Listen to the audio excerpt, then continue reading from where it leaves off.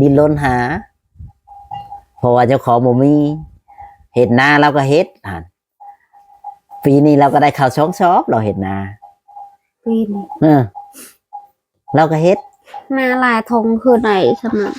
นานะใช้หลายทงนะนาชามไห้ นา ช่องไห้หรือชามไห้นี่แหละขอยก็บ่จักคือกัน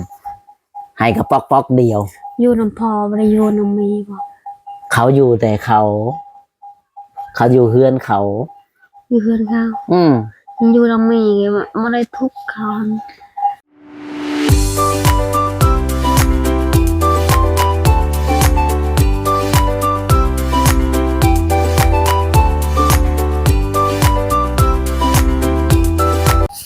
สวัสดีและสบายดีพ่อแม่พี่น้อง FC เนาะวันนี้ก็อยู่กับน้องลอยคือเก้าพี่น้องกับนางบุญเพ่งเนาะไปสบายดีน้องลอย สบายดี FC น้องบุญเพ่ง มาลูก เมื่อกี้นี่จักเป็นพี่น้องเลยโทรศัพท์ตัดไปซื่อกำลังถ่าย ว้าวพอดีงงอมๆใช่วายบ่ได้น้องลอยก็บ่บอกแน่นี่เด็กพี่น้อง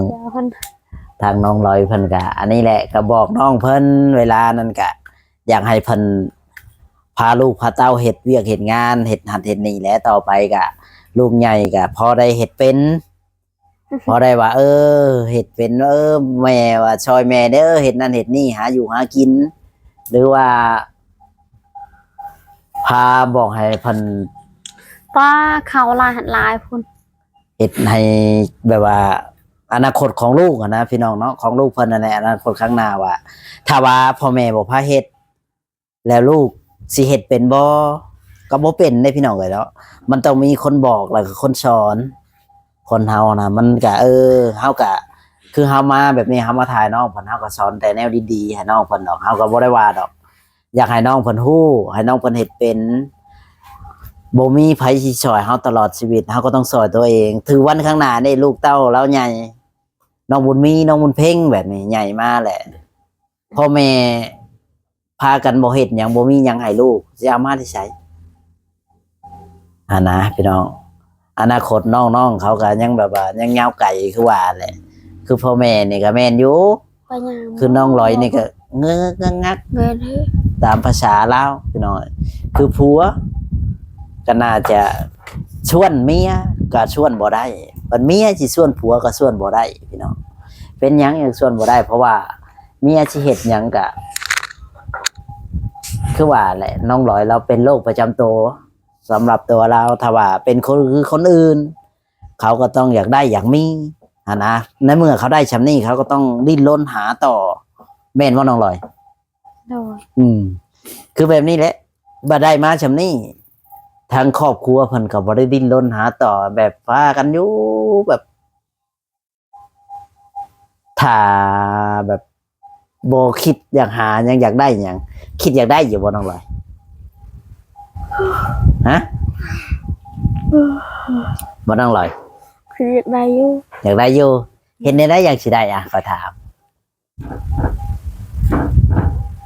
ฮะเฮ็ดทานนั่นแล้วหาเงินหาข้าว เฮ็ดทานยามได้จะสิได้เฮ็ดขอถามเจ้าตรงๆคันเจ้าว่าเฮ็ดเจ้าต้องลงมือโลดมันยังได้แม่นล่ะวะคันว่าสิเฮ็ดบ่เฮ็ดจักเทื่อน่ะมันบ่ได้เลยตั้งแต่หน้าฝนจะทาปานนี้เขายังบ่ได้เห็นทานผัวเจ้าจักสอบแล้วมันสิได้บ่มันบ่ได้ถ้าพวงแล้ว นั่นแหละคันเว้าละเฮ็ดน่ะมันได้เจ้านั่นได้เจ้าก็มีเงินมีคำใช้อีกเพื่อนเฮาก็มีได้เพิ่นก็ซอยเฮาแล้วแบบดินเฮาก็มีแล้วเพิ่นก็ซอยเฮาแล้วเจ้าหาเงินหาคำไว้ซื้อขนมข้าวต้มหรือว่าเก็บไว้ให้ลูกให้เต้าวันข้างหน้ากันยังได้แหละคันว่าดูอ้ายเว้าเนี่ยเพื่อว่าคันว่าเจ้าคันว่าผัวจะดูเจ้าเนี่ยก็ซอยเล็กๆน้อยๆก็ซอยแบบหาไม้หามตอกใส่ผัวเล็กๆหรือว่าเก็บถ่านเก็บหยังซอยผัวก็ได้คือกันคันว่าผัวพาเฮ็ดคือเจ้านี่คอยเข้าใจอยู่ว่าเจ้าสิไปเฮ็ดมันก็บ่ได้เพราะว่าเจ้ามันโรคประจำตัวถึงว่ามันอยากมือขึ้นมันก็ขึ้นบาดเดียวฮะอันนี้ คอยเข้าใจแต่คือผัวเจ้านี่แหละบัดบ่เฮ็ดหยังบัดไปแบบนี้บัดไปได้บัดมาเฮ็ดชูครอบครัวกินชอยลูกชอยเต้ากินบัดบ่เฮ็ดน่ะนะบ่เลยมันบ่มีแบบนั้นนะเจ้าก็สิอยู่แบบนี้ต่อไปนี่คันว่าบ่มี YouTube เข้ามาบ่มีผู้ใดเข้ามานี่เจ้านี่คิดว่าสภาพเจ้าสิเป็นจังไดอ่ะสิคือเก่าหรือว่าสิเปลี่ยนไป เปลี่ยนไปแล้ว เปลี่ยนในไหน ห้าเงินห้าคำเนี่ยเก็บทาน หาเงินนะครับเฮ็ดทานเฮ็ดแนวใดบ่มีคนเฮ็ดคือแบบนี้เนี่ยยังบ่เฮ็ดจังว่าเจ้านี่ก็สิกลับมาเป็นสภาพเก่าก็สิย่างบ่ได้ เดินบ่เป็นอีก คือซีเมนต์แล้ววะ ฮะ เมนต์แล้ววะ ซีเมนต์ อืม รองเจ้าบ่ได้กินหือกินยาบ่ได้ฉีดหือฉีดยาแล้วเจ้าอ่ะสิเป็นแบบใดสิยังเป็นคนหรือว่าบ่ยังเป็นคนนี่ก็บ่ฮู้คันว่าพวกเจ้าบ่สร้างบ่หาบ่เฮ็ดได้ในเมื่อว่าคันว่าพวกเจ้าเฮ็ดพวกเจ้าหาคือว่าผัวเจ้าเฮ็ดหาสมมุติว่าเป็นหยังมากอ่ะผัวมีเงินก็พาลูกพาเมียไปฉีดหือฉีดยามันก็สิคือเก่าก็คือแบบนี้หน้าตาก็สดชื่นขึ้นคันว่าผัวเจ้าบ่หาเงินหาคำบ่หาหยังก็เจ้านั่นแหละสิจ่อยสิฟอมแต่อันนี้เจ้ายังสำนี่นะเจ้าก็ยังจ่อยลงตะกี้น่ะหน้าตาเจ้าเห็นบ่น่ะเบิกบานมีรอยยิ้มแบบ มีความสุขแบบว่าได้อยู่ได้กินแบบอยู่สนุกสุขสบายแน่คือต่อไปในถ้าว่าบ่มีเจ้าก็ขอยว่าเฮ็ดสภาพเจ้าน่ะบ่แตกต่างกับเจ้าอยู่เพื่อนเก่าเจ้าแม่นบ่ขอยว่าฮะแม่นหรือบ่แม่น เมนต์ แม่นนี่นะเจ้าก็ฮู้จักนิสัยผัวเจ้าแบบไหนคันว่าผัวเจ้าช่อยแบบว่าเจ้าผัวไปหาเงินหาคำเก็บไว้มีหยังไว้ซื้อยาให้เมียบอกไว้ซื้อขนมข้าวต้มให้ลูกให้เต้า เจ้าก็ได้ แม่นแล้วอ่ะ อืม เจ้าเห็นว่าฉลุงเจ้า เป็นเลย อ้าวเพิ่นเฮ็ดบ่จ้ะ เฮ็ด ห่านเพิ่นได้บ่เงิน ได้ ห่านบัดผัวเจ้าบ่เฮ็ดเจ้าสิได้บ่ใช่ปะ พวกเฮ็ดบ่ได้ ห่านแบบนั้นแหละอ้ายยังบอกว่า เจ้าก็พยายามบอกผัวเจ้าให้เฮ็ด นี่เด้หัวพัด หึ หัวพัดจัวมีตัวจังหวาง ใช่ นี่เลยผิดบ้างผิดบ้าง อ๋อ ผิดบ้างมันมี นั่นแหละคือคอยเว่ามาเลยคอยก็อยากให้เจ้าได้น้องลอยก็อยากให้เจ้าชีวิตเจ้าดีขึ้นอ่านเว่าชาวนี้ให้เลยโอ้ยนั่นแหละคอยอยากให้พวกเจ้าได้ให้เวลาอนาคตของลูกเจ้านี่คือน้องบุญเพ่งต่อไปบัดลูก ต้องให้ลูกเขาโรงเรียน มันยังอ่านได้เขียนออก มือ ใครกลัวเจ้างงงงับโบจักหยังว่าหรือว่าคอยเว่าบ่ถือคอยเว่าถือก็บ่ถือน้องลอย เธอ ถือกับพังตัวใดมันบ่ถือกับว่าบ่เก็บใช้ใจบ่แม่นหยังเราคอยสอนเจ้าคอยก็หวังดีกับเจ้าขอยก็อยากให้เจ้าอันนั้นได้น้องเอ้ยนี่แหละคันว่าเจ้าบ่เฮ็ดบ่หาต่อไปเฮาก็บ่มีไผสิหาให้เฮาตลอด นอกจากเฮาต้องช่วยตัวเฮาเองเพราะนั้นว่าโอ้ปีหน้าข่อยสิเฮ็ดนาเจ้าสิเฮ็ดแนวใด เจ้าบ่ได้หาเงินไว้แต่ตอนนี้บัดยามหายามหน้าแล้วเจ้าจะเอาเงินใช้บัดไปซื้อสมมติว่าไปยืมรถลุงเอาเงินใช้เติมน้ำมันอ้าวคอยถามเจ้านี่ เติมน้ำมันนี่ เอามาได้ใช้ผัวเจ้ากับบ่ได้เฮ็ดตอนนี้เจ้ากับบ่ได้เฮ็ดเพื่อฮอนยามนาเนี่ยเจ้าสิได้มีเงินบ่จ้ะ ไม่ มันบ่มีในเมื่อกันว่าผัวเจ้าเฮ็ดมันหักมีคือเห็นนั่นเห็นนี่แหละมันก็ได้ คือผัวเจ้าเนี่ยไปหาอยู่หากินให้ก็ได้กินแม่นล่ะวะ ไม่ คันผัวเจ้าบ่ไปเจ้าได้กินบ่จ้ะ บ่ได้กิน มันบ่ได้กิน คือคอยเว้าอะไรอย่างคือกันเจ้าต้องพยายามแบบเฮ็ดหรือว่าปลูกผักปลูกหญ้าได้หลายก็ขายปลูกโคดน้ำโคดในมัน เจ้าก็ได้เงิน บ่ได้หลายกะมื้อละเล็กมื้อละน้อยมันก็ได้ดีกว่าเฮาบ่เฮ็ดหยังเลยเด้อน้องหลอยคือคอยเว้าแหละนั่งอยู่บนกะมือตามันยาบเด้อคือเจ้าถ้าแต่ว่าไผเด้สิหามากินไผเด้สิเอามาให้กินมันบ่ได้แบบนั้นแม่นบ่คอยเว้ามันบ่ได้ขนาดเอื้อยน้องเจ้าแต่ละคนเพิ่นก็ยังดิ้นรนหาแม่นบ่คันแม่นเจ้าไปคือเอื้อยเจ้าไปขอเขาเลยเจ้ากล้าไปบ่ซ่ะขอถามเจ้าบ่กล้าบ่กล้าเจ้าสิได้กินบ่ในเมื่อมันบ่มีอ่ะบ่ได้กินแล้วบรรลูกเจ้าได้จ้ะบ่ยากว่าซ่ะยากเจ้าต้องกล้ามันอยากได้กินแม่นแล้วอ่ะเอาเจ้าบ่มีเจ้าบ่กล้าเจ้าก็บ่ได้กินเจ้าสิไปขอน้ำไผจ้ะเจ้าสิให้ลูกเจ้าโอนให้แซ่ๆอยู่หั่นน่ะอ้าวเลี้ยวเบิ่งคองมีข่อยเว้ามันถูกหรือมันผิดน่ะข่อยเว้าฮะบ่น้องหลอยซื้อกินนะฮะซื้อกินเอาเงินมาได้ใช้ซื้อบ่ได้หาก็จังว่าคันเจ้าหาน่ะข่อยสิบ่ว่าบ่ได้ดอกหลอยคันว่าเจ้าหาเงินว่าผัวเจ้าหาน่ะมันแม่นว่าซื้อกินก็มันถูกหากบเก็บนี่หาในไหนเจ้าเห็นว่าเฉเอื้อยเจ้าไปขุดกระปูกระปานี่คนที่เขาหาลักขนาดเราหาผัวเราดูเรามันได้เราหาสาวแดงนะบ่มีเราก็ไปขอเขาขออีสานพูดแล้วอยู่พจังบ้านพจังดงนาขามนาเข็มโมพจังขอยไปจักคอยบูฮู้แล้วคอยถามเราว่าอยากกินเนี่ยว่ะคันบ่ได้กับลูกก็ยากเจ้าของก็ยากดิ้นรนหาเพราะว่าเจ้าของบ่มีเฮ็ดนาเราก็เฮ็ดปีนี้เราก็ได้ข้าวช่องชอบเราเฮ็ดนาปีนี้เราก็เฮ็ดนาหลายทงคือไหนสำหรับนาใช้หลายทงนะนาชามไห้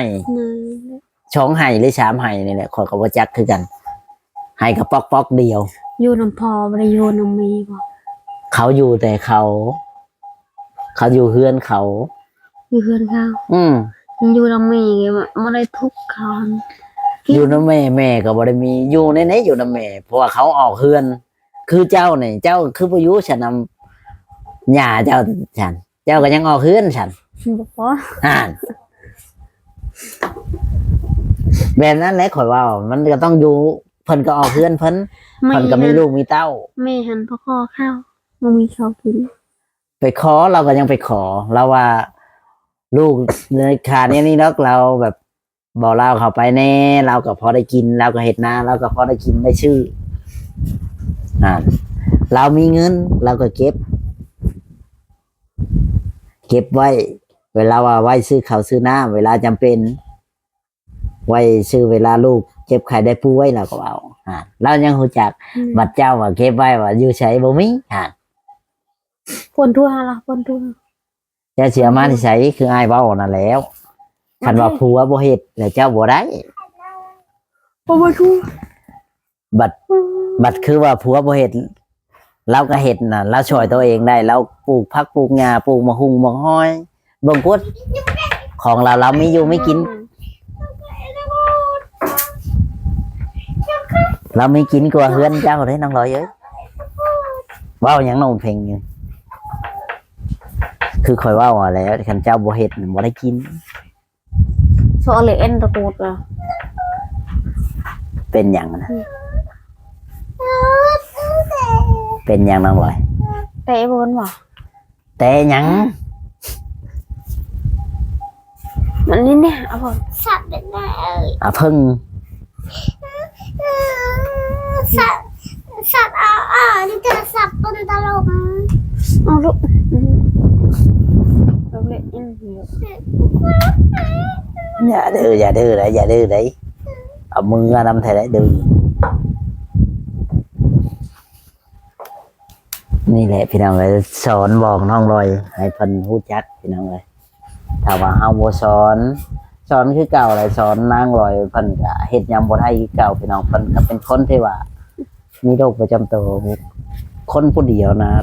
เฮาบอกนะได้อยู่น้องลอยนี่ครับสิให้ว่าเฮ็ดผัวบ่ในเมื่อผัวบ่เฮ็ดนำนะก็บ่ได้คือกันนะพี่น้องก็บ่จักในสิเว้ากันเบิ่งไปสภาพน้องเพิ่นต่อไปอาจสิแบบว่าน่าจะเป็นคือเก่าที่คือพ่อแม่พี่น้องเห็นแต่กี้นั่นแหละ อืม จักสิเป็นในใดยังบ่จักพี่น้องเอ้ย นี่นะตัวฮะบอก ต่อไปนะเฮาก็บ่ฮู้ดอกว่าอนาคตของเขาสิเป็นจังไดตอนนี้เพิ่นก็ยังพออยู่พอกินเพิ่นก็อาจสิอานั้นได้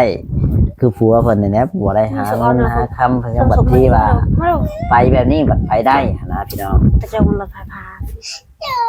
เจ้า บัดไปแบบนี้บัดไปได้บัดเห็นหยังแล้ว กูจะมันย่อมาด้วยอะไรเตือนบ้างไหมบ้าไม่ต้อง เป็นหยังน้องลอย อยากได้รถนั่นเล่น อยากได้รถมาได้ใช้ ราคาพา หามาได้ใช้รถไฟฟ้านะว่าบ่น้องชื่อให้อยู่บ่แม่นบ่จักแล้วก็มาได้ใช้เจ้าดื้อไผสิหาเจ้านะบัดถามบ่บากน้ำปลาลุงเจ้าบ่เฮ็ดให้พอเจ้าแล้วหาเงินซื้อเดินน้องบุญเพลงพอเจ้าต้องหาเงินซื้อคันเจ้าอยากได้นะฉันเจ้าบ่ได้พอเจ้าบ่หา หน้าผมเทียนจีไหม ขนาดคอยอยากได้ครอบครัวน้องลอยเขาก็บ่ได้รู้จักพยายามน้องลอยคันว่าบ่มีผู้ใหญ่ช่วยคือว่าทางน้องลอยคือชิวจะเป็นอะไรสภาพการแต่นี่ยังชำนี่พี่น้องเลยเนาะคือว่าแหละชีวิตของเขาเราก็สิเว้าหลายก็บ่ได้พี่น้องเลยบ่หัดกะหวีผมบ่หัดกะแก้ผมชำนั้น อุ้ยเจ็ ชี บ วิตนางลอยนี่แหละพี่น้องเอ้ยเมื่อเธอแก้ผมเมื่อเธอก็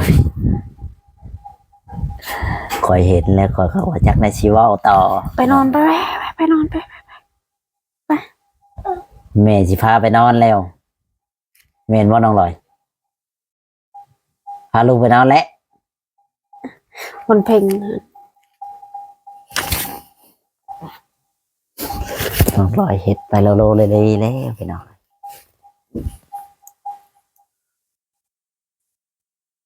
นี่แหละ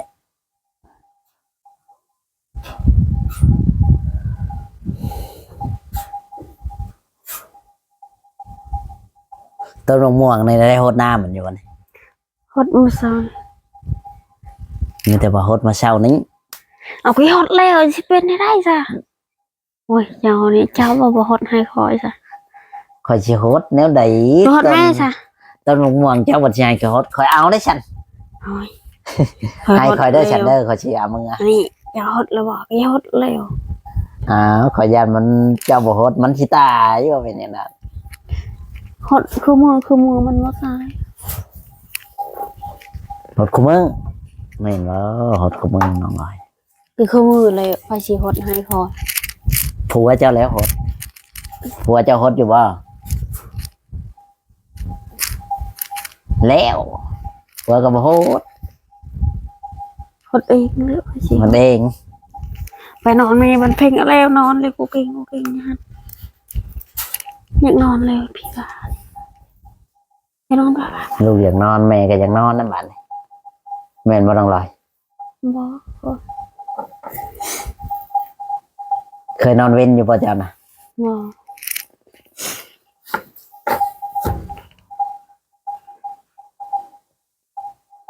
บ่จ้า นี่เลยพี่น้องเลยทางนางลอยอืม กระโปรงจ่อเลยนะผม บ่ลาว่าสิมาบ่มาจักเทื่อเฮ้ยคอยสิไปป้าเพิ่นแล้ว พาย บ่ลาวเลยแล้วเพราะว่าสิมาหานางลอยคอยท่าจนเมื่อยเลย นางบ่เห็น มันไปอีเฮือนชาวไหลพุ่น ฮะ อยู่วันกลางพุ่นเลย อยู่บ้านกลางพุ่น ยังเห็นเลย อืมนางลอยบ่เว้ากับเราก็จักเราบ่อยากมา ใช่ จะเว้ากับเราอยู่บ่ เว้าลู แม่นแม่จะเว้าหรือว่าน้องบุญเพ็ง อ่ะก็อดอ๋อ บ่เว้ากับสาวไรจักขี้ลายโพดน้องบุญลอย เจ้าขี้ลาย